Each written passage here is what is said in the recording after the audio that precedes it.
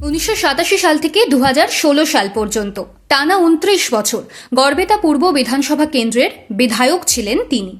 মন্ত্রী ছিলেন 1996 সাল থেকে 2011 সাল পর্যন্ত, অর্থাৎ টানা 15 বছর।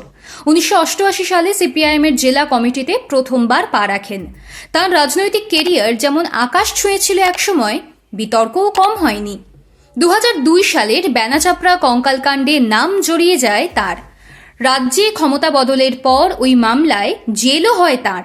সুপ্রিম কোর্ট থেকে জামিন পেলেও নিজের জেলায় ঢোকার ছাড়পত্র পাননি 9 বছর। 2021 সালে নিজের গড়ে ফেরেন। সিপিআইএম তাঁকে দলের জেলা সম্পাদক করে। বামেদের সেই ডাকসাইটে নেতা সুশান্ত ঘোষ আবারও ফিরছেন রাজনীতিতে। শোনা যাচ্ছে গতবারের মতো শালবনী থেকেই প্রার্থী করা হচ্ছে সুশান্তকে। মেদিনীপুরে এবারের লড়াই বেশ কঠিন, কিছু জায়গায় আবার আশার আলোও দেখা যাচ্ছে। তথ্যের বিচারে শালবনী বামেদের প্রায়োরিটি লিস্টে নেই। জয়ের প্রবল সম্ভাবনা রয়েছে তেমনও বলা যাবে না। তবে সুশান্তর ফেরার সম্ভাবনাটাই বড় খবর শালবনীর কাছে। বিধানসভা নির্বাচনে অভিজ্ঞ ও তরুণের মেলবন্ধন চাইছে আলিমুদ্দিন। নতুন মুখদের প্রজেক্ট করার পাশাপাশি পুরনো নেতাদেরও প্রার্থী তালিকায় দেখা যাবে। ভারসাম্য না থাকলে মানুষকে লাল ঝান্ডামুখী করে তোলা যাবে না, তা ভালো করেই জানে সিপিআইএম। তাই এমন কিছু পুরনো মুখকে ফেরানোর, যারা অতীতে দলের বিশ্বস্ত সঙ্গী ছিলেন, লড়াই করেছিলেন, লাল ঝান্ডার ঐতিহ্য অটুট রেখেছিলেন। 2021 সালের বিধানসভা ভোটে শালবনী থেকেই দল প্রার্থীও করেছিল সুশান্তকে, কিন্তু জয় আসেনি। শালবনী বিধানসভা কেন্দ্রে তৃণমূল প্রার্থী শ্রীকান্ত মাহাতোর কাছে খড়কুটোর মতো উড়ে যান তিনি। বিজেপির প্রার্থী রাজীব কুণ্ডু পেয়েছিলেন 93,000-এর সামান্য বেশি ভোট।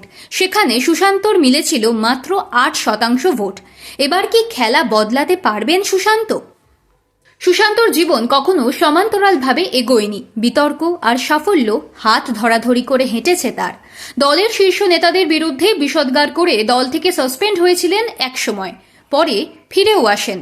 2022 সালে ভোটাভুটিতে মেদিনীপুর জেলা সম্পাদক হয়েছিলেন। তারপরই আবার সুশান্তর বিরুদ্ধে উঠেছে মহিলা সংক্রান্ত অভিযোগ। তার জেরে দল তদন্তও করে। তবে তন্ময় ভট্টাচার্যের মতো তাঁকে সাসপেন্ড করা হয়নি।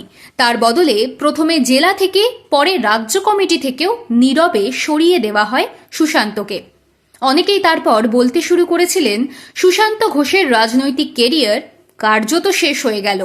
কিন্তু লড়াকু নেতার আবারও প্রত্যাবর্তন হতে চলেছে, এমনটাই শোনা যাচ্ছে।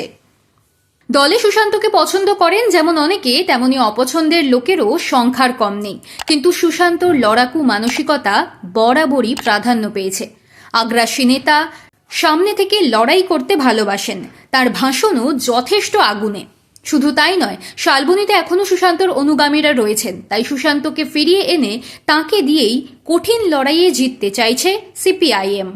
শালবনী একসময় ছিল বামেদের দখলে। 1977 সাল থেকে 1991 পর্যন্ত ওই কেন্দ্রে টানা 4 বার জিতেছিলেন সুন্দর হাজরা। তারপর পরপর 3 বার বিধায়ক হয়েছেন সিপিআইএমের খগেন্দ্রনাথ মাহাতো।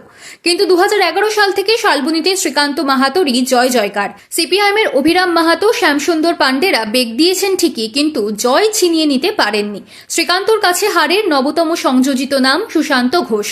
মনে করা হচ্ছে তৃণমূলকে এবার চাপে ফেলতে পারেন সুশান্ত। জল্পনা থাকলেও তাঁকেই টিকিট দেবে কিনা দল, তা অবশ্য সময় বলবে।